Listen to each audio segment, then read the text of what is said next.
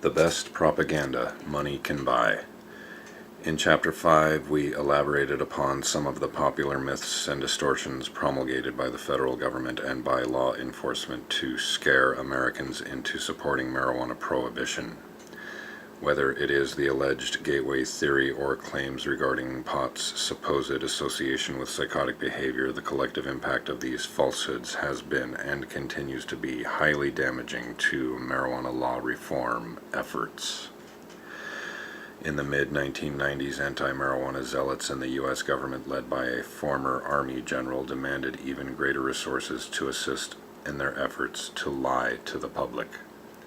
Whereas in the past they had been firing shots across the bow, they decided it was time to load up and fire some cannons. The turning point occurred in November 1996 when marijuana law reform advocates in California and Arizona sent shockwaves across the country by passing statewide voter initiatives in support of the medical use of cannabis. Although Arizona's law was later voided by the legislature, the voters had sent an unambiguous message. Marijuana prohibition was losing popularity.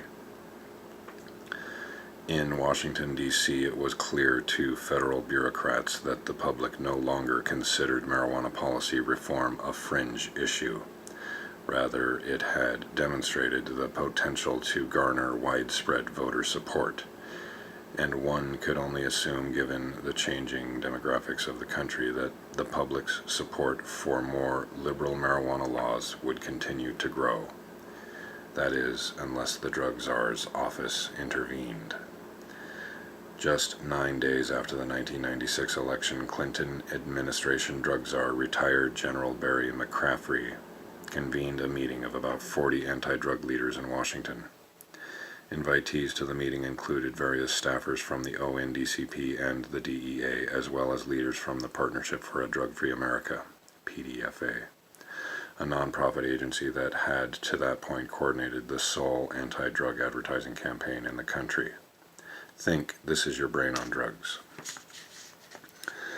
Participants openly discussed the political implications of the California and Arizona initiative results, and attempted to develop a strategy to stop the spread of legalization to the other 48 states. The general consensus of participants at the meeting was that they were being outspent by their opponents. This assumption was, quite ironically, inaccurate. Nevertheless, McCaffrey and others believed they needed money from the federal government to launch a mainstream media offensive to counter the messages of those who favored loosening America's marijuana laws. Former PDFA President Richard Bonnet, according to notes from the meeting, stated the case clearly. "We lost round one. No coordinated communication strategy. Didn't have media."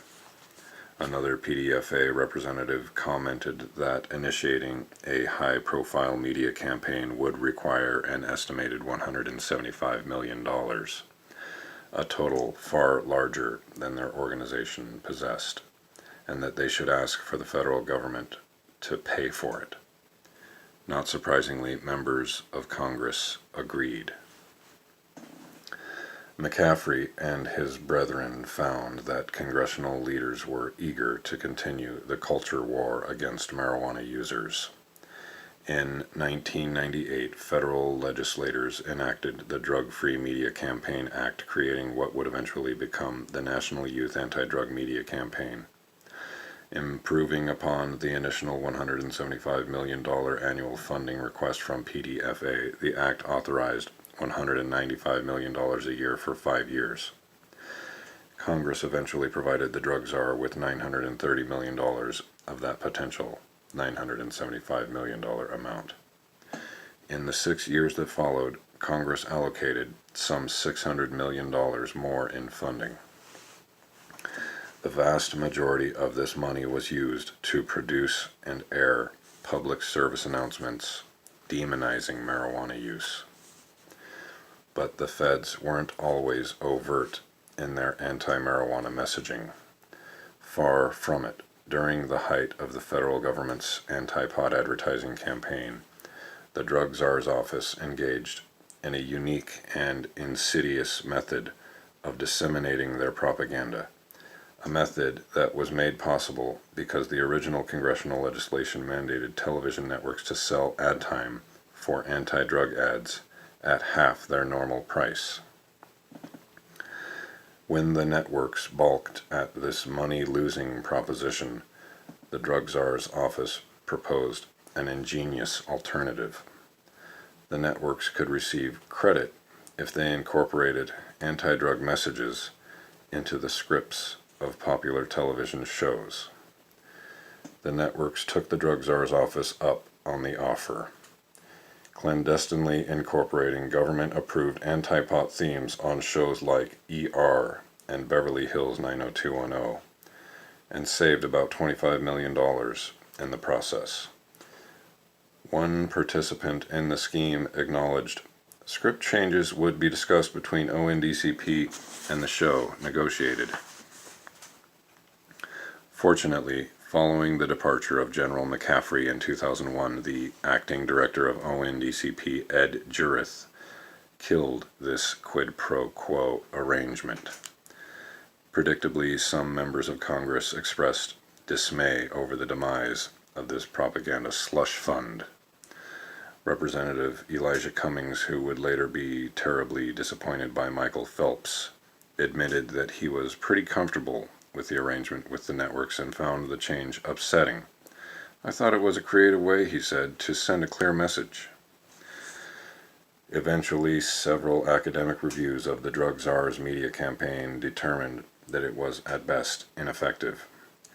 One study by researchers at Texas State University reported that the ad campaign was having a boomerang effect upon viewers, whereby the ads produced a response that is predictably the opposite of what the ad's creators intended.